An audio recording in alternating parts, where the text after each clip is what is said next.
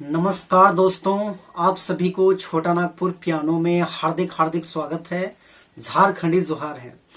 तो दोस्तों, आज कीबोर्ड पर हम लोग नागपुरी का 4 से 5 गाना का हम लोग एक साथ रिमिक्स प्ले करेंगे और आशा करते हैं कि आप सभी को काफी पसंद आएगा। तो आप सभी लोग वीडियो में बने रहिए और यदि आपको वीडियो अच्छा लगेगा तो एक लाइक कर दीजिएगा और चैनल पे नए हैं तो बिल्कुल एक बार छोटा नागपुर पियानो को सब्सक्राइब कर लीजिएगा। तो आप सभी लोग एंजॉय कीजिए।